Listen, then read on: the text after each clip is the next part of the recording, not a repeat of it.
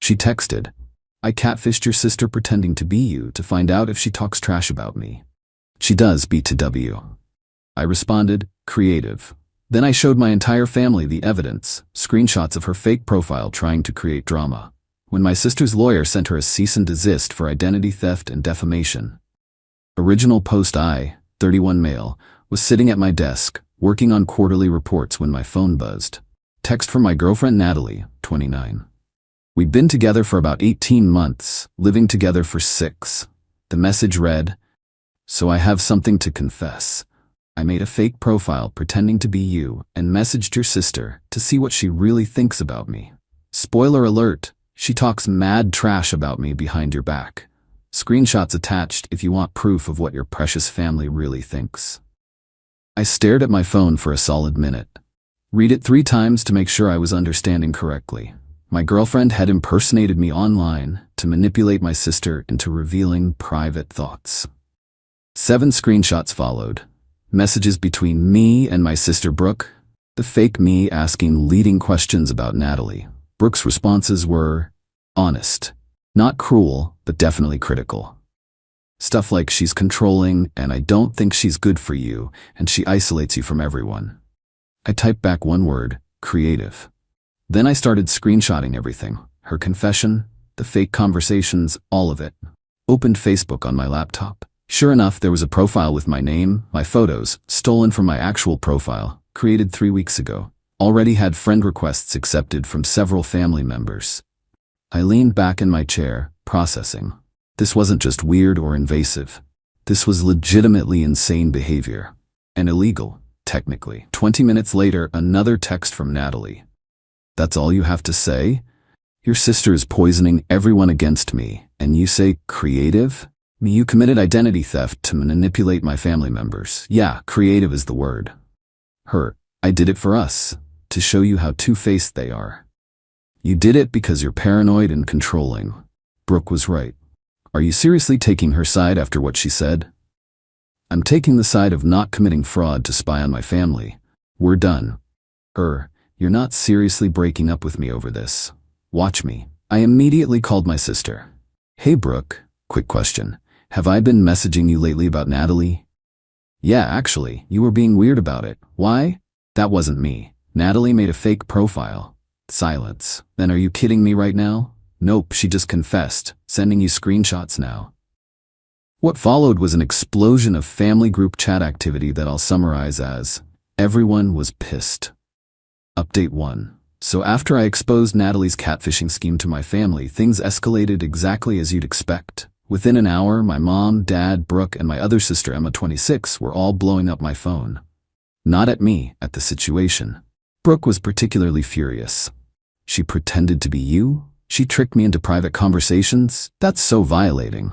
My mom was ready for war. "That girl is psychotic. Change your locks, today."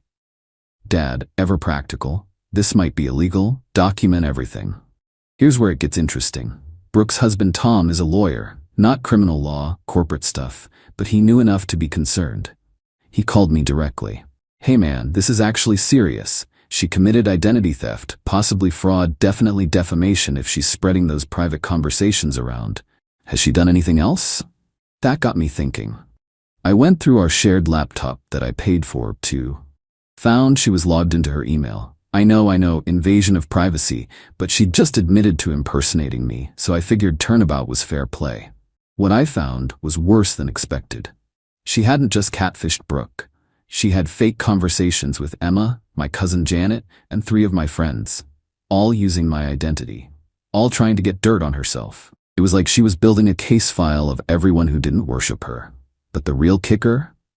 An email draft to my boss. As me. Complaining about workplace stress and asking about mental health leave. Dated yesterday. She hadn't sent it yet, but it was there. Ready to go. I screenshot everything. That evening, she came home acting like nothing happened. Walked in with takeout from my favorite place, all smiles. "Hey babe, got your favorite? Figured we should talk about earlier. I know I messed up, but..." "Natalie, you need to leave." Her face changed instantly. "Excuse me?" "You heard me. Pack your stuff and get out." "You can't kick me out. I live here. I have rights. Your name isn't on the lease. You're a month-to-month guest at best, and you just admitted to multiple counts of identity theft. She went from sweet to venomous in seconds. You'd really throw away our relationship over one mistake? One mistake? You catfished my entire family. You were drafting emails to my boss, as me. This isn't one mistake, it's a pattern of insane behavior. I was trying to protect us. From what? My family having private opinions? Everyone's allowed to have thoughts, Natalie. What they're not allowed to do is steal identities to spy on those thoughts. She started crying. But not sad crying, angry crying. Your family has always hated me. They've been trying to break us up from day one. No, they've been concerned about red flags like this, and you just proved them right in the most spectacular way possible. She grabbed her phone and started texting furiously. Fine, but I'm not leaving tonight. I have tenant rights. You need to give me 30 days notice. Actually, I said, pulling up my phone, according to the lease agreement you signed as an extended guest, I can revoke your stay with 72 hours notice if you engage in illegal activity or endanger the welfare of other residents. Identity theft counts. She stared at me. You planned this. No, Natalie. You planned this when you decided to catfish my family. I'm just better at reading contracts than you are at covering your tracks. Her phone started ringing. Her mom. She answered on speaker. Mom, he's kicking me out over nothing. What do you mean nothing? Her mom's voice crackled through. I just made a fake profile to see what his family really thought. You what? Her mom's voice went up 3 octaves. Natalie Marie, that's illegal. What is wrong with you? Even her own mom wasn't on her side. Beautiful. Natalie hung up on her and turned back to me. This is ridiculous. I'll stay with Megan tonight, but we're not done talking about this. We're definitely done. You have 72 hours to get your stuff out. I'll be changing the locks Monday morning. She grabbed an overnight bag, throwing things in randomly while muttering under her breath. Words like ungrateful and controlling and psycho family floated around. Before she left, she turned at the door. You're going to regret this. Your family just manipulated you into ruining the best thing in your life. No, I said calmly. You manipulated yourself out of a relationship by being absolutely unhinged. Goodbye, Natalie. She slammed the door. I immediately installed a doorstop security bar I'd bought on my lunch break. Wasn't taking any chances. 10 minutes later, my phone exploded with texts from her friends. Apparently, she was spinning it as me being abusive and controlling, that I was choosing my toxic family over her. Time to play offense. Update 2. The next morning, Saturday, I woke up to 23 text messages, 8 missed calls, and multiple social media notifications. Natalie had gone full scorched earth overnight. First, the social media assault. She'd posted on Facebook, Instagram, and apparently TikTok, according to my cousin, about how I was emotionally abusive and had thrown her into the streets because she caught my family talking badly about her. No mention of the fake profiles, identity theft, or attempted email to my boss. Funny how that works. Her friends were eating it up. Comments ranged from, "Men are trash," to "Sue him for illegal eviction," to "You deserve so much better, queen." But here's where Natalie messed up. She forgot that we had mutual friends who knew both sides. My buddy Derek commented, "Didn't you tell me last week you were thinking about checking his sister's messages somehow?" Natalie deleted his comment within minutes, but I'd already screenshot it. Time for phase 2 of my response. I created a simple Google Drive folder with everything. Her original confession text, screenshots of all the fake profiles, the catfish conversations with my family, the draft email to my boss, Derek's deleted comment, the lease agreement showing she was a guest, not a tenant. I shared it with selective people. My family, close friends, and most importantly, Tom, Brooke's lawyer husband. Tom called me within an hour. Okay, this is worse than I thought. The fake email to your boss could be considered attempted fraud and definitely defamation. The identity theft is a federal crime technically. Brooke wants to pursue this legally. Really? She's furious. Someone violated her trust, used her private thoughts against her, and tried to destroy her relationship with you. She wants consequences. While I was on the phone with Tom, Natalie showed up at the apartment with 3 friends and her brother Rick. I watched them through the doorbell camera as they pounded on the door. "Open up, I need my stuff now, Natalie yelled. I texted her, "You have until Monday morning as already discussed. Please leave or I'll call the police for trespassing." Rick yelled through the door, "You can't keep her stuff hostage. That's theft." I called the police non-emergency line and explained the situation. They sent 2 officers who arrived within 15 minutes. I showed them the documentation through the cracked door, security bar still in place. The female officer looked through everything and nodded. "Ma'am," she said to Natalie, "he's given you 72 hours notice, as required by your guest agreement. You need to leave and return at the agreed time." "But he's keeping my property," Natalie protested. "He's allowing you to retrieve it Monday. That's reasonable. If you don't leave now, we'll have to cite you for trespassing." Rick tried to get aggressive. "This is bullsh, sir," the male officer interrupted. "I suggest you escort your sister away from the property, now." They left, but not before Natalie screamed, "You're going to pay for this." The officers gave me their cards and advised me to document any further contact as potential harassment. Sunday was relatively quiet until evening. That's when Natalie made her biggest mistake. She created another fake profile, this time pretending to be my sister Brooke. Started messaging my friends, saying horrible things about me. Stuff like, I had a drinking problem, that I'd borrowed money and never paid it back, that she was worried about my mental health. One problem, she messaged my friend Alex, who was literally sitting next to me watching the game when the messages came through. Dude?" Alex showed me his phone. "Your sister is messaging me some weird stuff about you." I looked at the messages. The account was created that day. Profile picture was pulled from Brooke's Instagram. "That's not Brooke," I said, texting my sister immediately. Brooke confirmed she hadn't messaged anyone. We now had proof Natalie was still creating fake profiles, still committing identity theft, but now she was actively defaming both me and my sister. Tom was notified immediately. His response, "She just made this so much worse for herself." Monday morning arrived. I'd taken the day off work, changed the locks at 8 a.m. sharp with a locksmith present as a witness. At 10 a.m., Natalie showed up with a full moving truck and 6 people. I had 3 friends with me, including Derek, who was filming everything. I stood in the doorway. "You can take your clothes, your personal items, your laptop, and anything you can prove you purchased. Nothing else." "I purchased half of everything," she screamed. "Really? Show me receipts." She couldn't, because she hadn't. I'd paid for almost everything in the apartment. The few things she had bought, some kitchen gadgets, a throw pillow, her PlayStation, I'd already boxed up and placed by the door. Her brother Rick tried to push past me to get to the TV. "She uses this TV, so it's half hers." "No," I said firmly, Derek still filming. "I bought that TV 6 months before she moved in. I have the receipt." It took 2 hours of her trying to claim ownership of everything from my coffee maker to my couch, but eventually she only left with what was actually hers, which filled maybe half the moving truck she'd rented. As she was leaving, she hissed at me. "This isn't over. I'm gonna make your life hell." "Natalie," I said calmly, "you've been committing identity theft. You've been defaming my family. You tried to contact my employer fraudulently. If anyone's life is about to become hell, it's yours."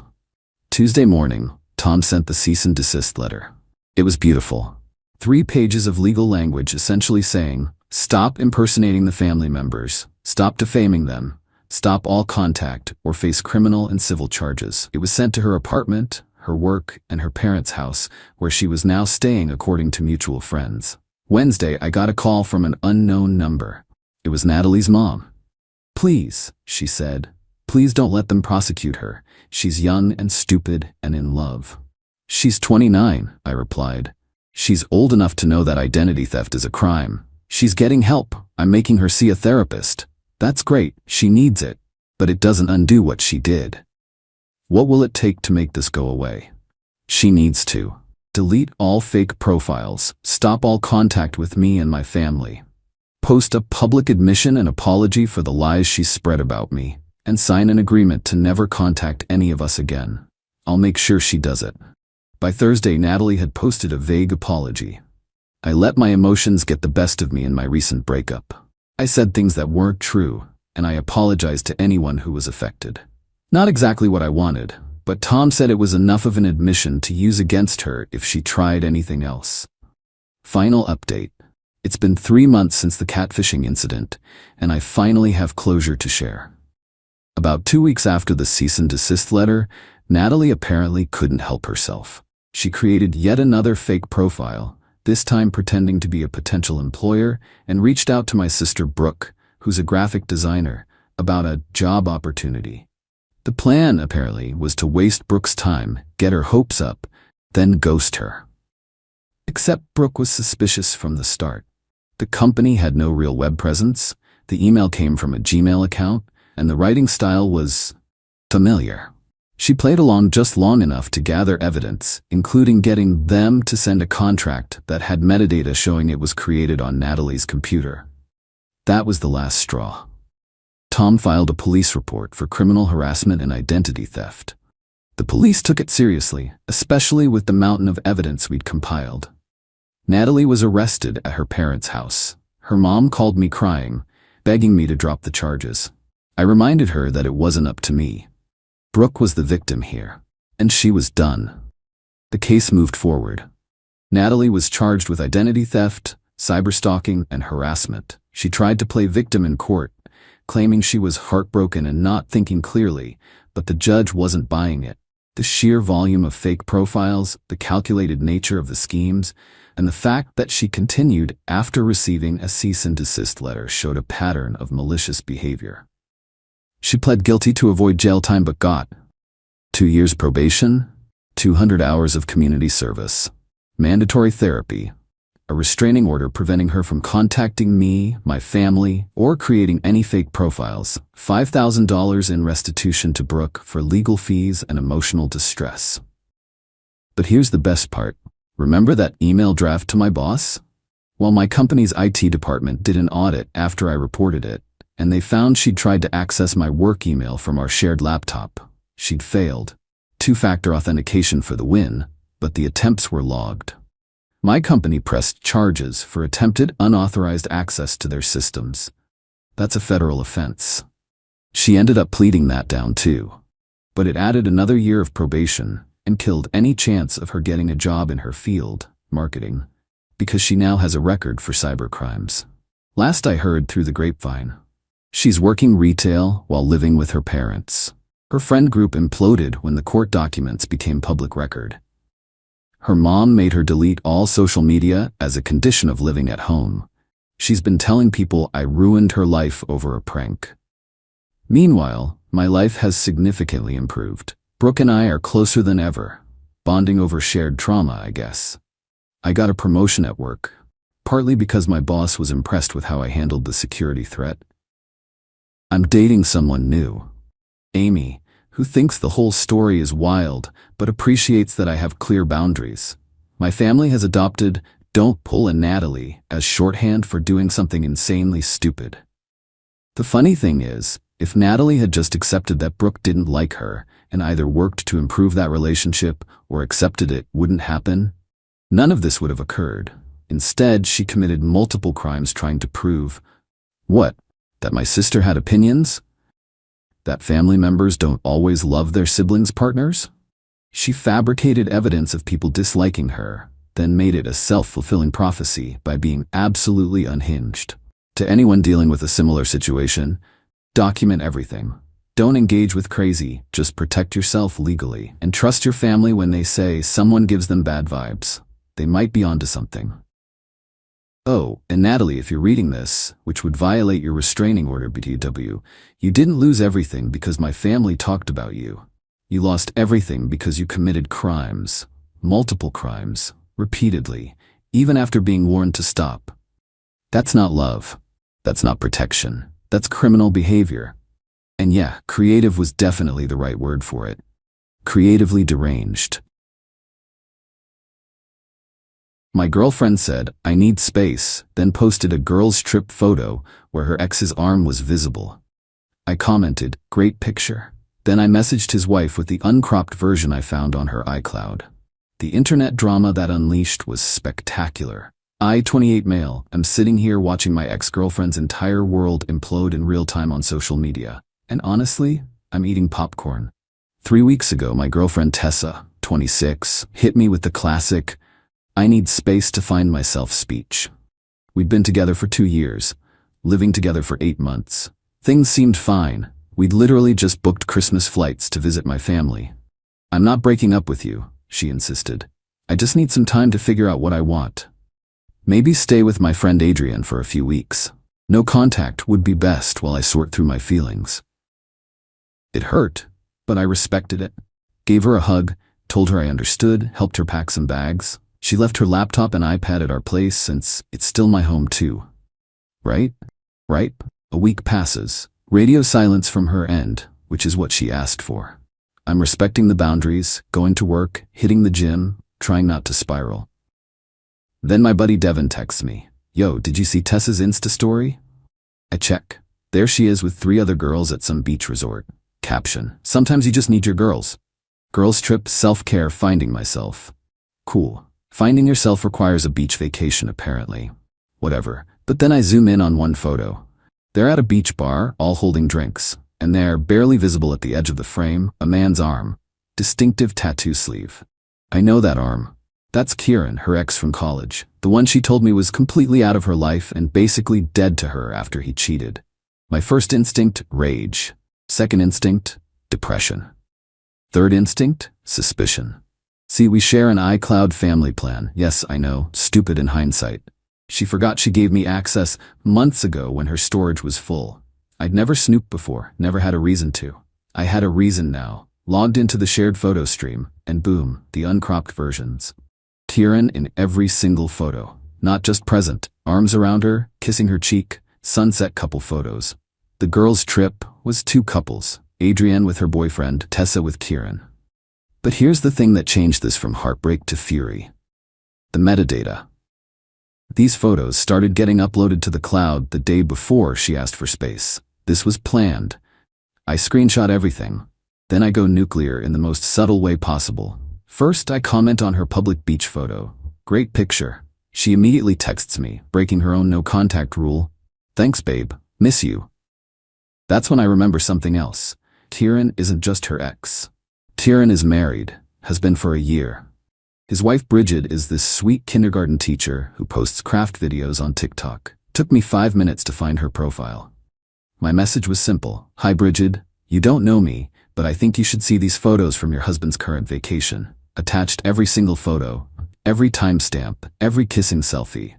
Then I waited. Update 1. Holy hell, the internet is undefeated. So Bridget received my message at like 8 p.m. By 8:15, Kieran's Facebook relationship status was gone. By 8:30, Bridget had posted the photos I sent her on her TikTok with the caption, "When you find out your husband's work conference is actually him hooking up with his ex." Part 1. Part 1. It went viral overnight. 2.3 million views. The comments were brutal. Not the kindergarten teacher being the one teaching lessons. The way she kept the receipts organized by timestamp. Queen behavior. "Somebody check on Tessa bestie, seems like her boyfriend doesn't know either." That last comment, chefs. No wait, I'm not using that phrase. That comment was perfect, because suddenly my DMs were blowing up. Mutual friends sending me the TikTok. "Bro, is this your girlfriend?" Meanwhile, Tessa clearly hadn't seen any of this yet. She posted another beach photo that morning with Kieran fully visible. Caption, "Paradise with my person." The comments section turned into a bloodbath. "Girl, your boyfriend is looking for you." Not the soft launch while your actual boyfriend thinks you're having alone time. Kieran's wife has entered the chat. Tessa checked TikTok challenge. She deleted the post within an hour. Then her entire Instagram went private. Then it went completely dark. My phone started exploding. 16 missed calls from Tessa. 12 from Adrienne. 8 from numbers I didn't recognize. The first voicemail from Tessa. "Ryan, what did you do? Call me back now." The 5th. "This is so messed up. You had no right to involve his wife. You're ruining lives." The 10th. "Please, we need to talk. It's not what it looks like." Girl, it's exactly what it looks like. But the best part? Bridget posted part 2. Security footage from their Ring doorbell showing Kieran leaving with a suitcase the morning he left, telling her, "Love you babe, gonna miss you this week at the conference." Then part 3. screenshots of their credit card statements showing charges at the exact resort where Tessa was staying. Then part 4. Her serving him divorce papers at the airport when he landed. She had them ready. This woman works fast. Adrienne tried calling me from Tessa's phone. I actually answered that one. Ryan, you need to fix this. You've destroyed everything. I didn't do anything except tell Kieran's wife the truth. You had no business. No business? Tessa is my girlfriend, or was. Kieran is her husband. We both had business knowing. Tessa was going to tell you when she got back. Tell me what, exactly? That she needed space to hook up with her married ex? It's complicated. You don't understand their history. You're right, I don't understand helping your best friend cheat with a married man while lying to her boyfriend. Explain it to me. She hung up. Then came the twist. Tessa's mom called me. Patricia and I always got along great. She was crying. Ryan, honey, I'm so sorry. I had no idea. She told me she was going on a work retreat. She lied to you too? I'm mortified. I raised her better than this. Are you okay? I wasn't expecting that. I'm processing. For what it's worth, I think what you did was right. That poor wife deserved to know, and you deserved better than this. At least someone in that family has sense. Update 2. The entitlement came out in full force this week. So Tessa came back early from her girls' trip. Apparently things got uncomfortable after Bridget's TikTok series hit 10 million views, and someone made a whole YouTube documentary about it. Yes, really, it's 45 minutes long and called The Sunset Beach Homewrecker Mystery, a digital detective story. She showed up at our apartment at 7 a.m. on a Tuesday. I was getting ready for work. She still had her key. My mistake, but I was handling one thing at a time. We need to talk. No, we don't. You can get your stuff and leave your key. Ryan, please, you don't understand. I understand perfectly. You planned a vacation with your married ex before asking me for space. That's all I need to understand. Then she hit me with, I was going to choose you. This was just closure. Closure? Closure? You were making out with him in sunset photos. I needed to know if there were still feelings. While he's married? That's not my responsibility. Their marriage was already having problems. The audacity. I just stared at her. Get your things. Leave the key. You have 1 hour. She started crying. Where am I supposed to go? Adrienne won't talk to me anymore. Turns out Adrienne's boyfriend saw the whole thing blow up online and was not happy his girlfriend enabled this mess. They broke up too. Not my problem. This is my home too. I've been paying rent. You paid rent for exactly 2 months before you started forgetting and I covered it. It's my name on the lease. Only my name. You can't just kick me out. You literally moved out 3 weeks ago to find yourself. I'm just making it permanent. She tried another angle. What about my job? Everyone's seen those TikToks. HR is involved. See, Tessa works at a marketing firm that's very big on their ethical business practices and moral leadership branding. Having an employee go viral for being a homewrecker? Not a great look. Again, not my problem. You've ruined my life. No, you ruined your life. I just made sure Kieran's wife knew hers was being ruined too. She left sobbing, but not before sending me Venmo requests for emotional damages, $2,000, her half of the furniture, $3,000, vacation interruption costs, $1,500, defamation compensation, $5,000. I declined them all and blocked her. But she wasn't done. Oh no. She started a smear campaign, posting on Facebook about how I was controlling and surveilled her every move and violated her privacy by going through her photos. She conveniently left out that they were on a shared cloud account that she gave me access to. Her mom, Patricia, commented, Tessa, stop. You cheated. Own your choices. Publicly. Her own mother. Tessa deleted the post. Then Kieran tried to contact me. This walking red flag had the nerve to DM me on Instagram. Bro to bro, that was seriously uncool. You destroyed my marriage. Me, you destroyed your marriage when you decided to cheat on your wife. It's not that simple. It's exactly that simple. Tessa and I have history. You wouldn't understand. I understand you're both cheaters who deserve each other. I'm gonna lose everything in the divorce because of you. Good. He threatened to sue me for alienation of affection, which his lawyer apparently told him isn't even a thing in our state. Blocked him too. The best update though, Bridget reached out to thank me. I know this must have been painful for you too, but thank you for telling me. I was already suspicious. This was the proof I needed.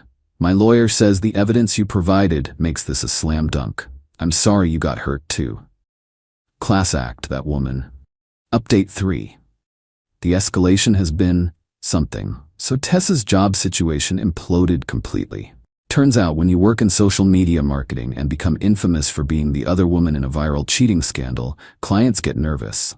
3 major accounts specifically requested she be removed from their campaigns. HR gave her the choice: resign with 2 weeks severance or be fired with nothing.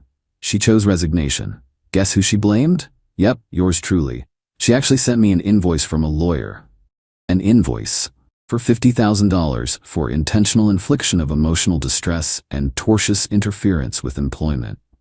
My response was to forward it to my cousin who's a lawyer. His response: Lamau, tell her to pound sand. So I did.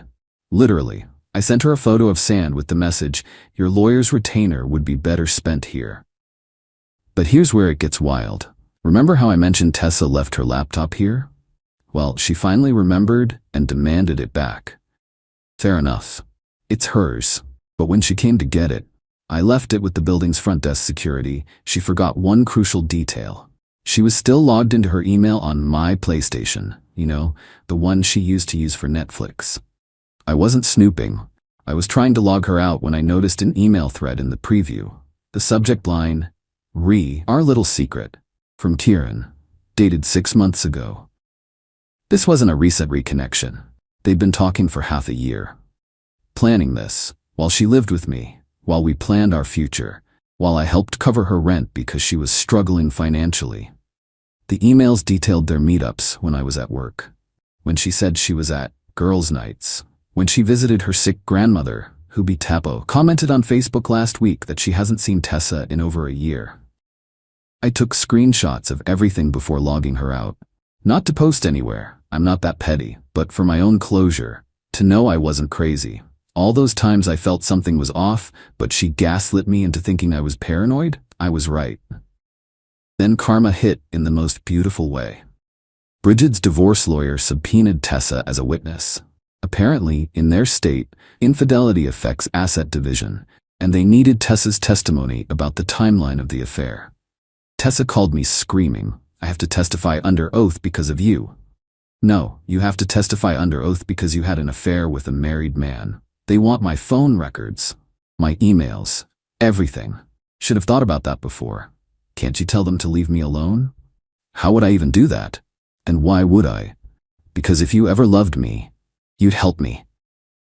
If you ever loved me, you wouldn't have been cheating for 6 months. Silence. Then, how did you log out of your accounts when you leave someone's apartment? Basic Digital Security 101. She hung up, but the absolute peak entitlement came from Adrienne. She found my LinkedIn and messaged me there because I'd blocked her everywhere else. You owe Tessa an apology. She's staying on my couch and cries every night. She lost her job, her reputation, and her future because you couldn't handle a break with dignity.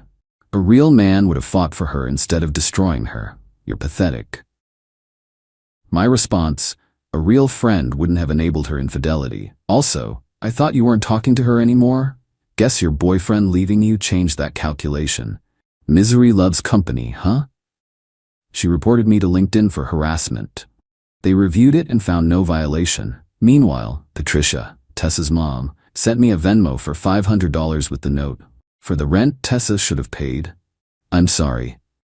I sent it back with, you don't owe me anything. You're a good person. Your daughter's choices aren't your responsibility. She sent it again with, please, for my own peace of mind. I donated it to a local charity that helps cheating victims with therapy costs. Sent her the receipt. She liked the gesture. Final update. It's been 2 months now since this all started. Time for the final update because honestly, I'm ready to close this chapter completely. The legal threats came to nothing. Tessa's lawyer dropped her after she couldn't pay the retainer. Kieran's lawyer told him he had no case. The only real legal action was Bridget's divorce, which was finalized last week. She took him to the cleaners, got the house, the better car, and alimony. Queen really did deserve better. Tessa's professional life never recovered.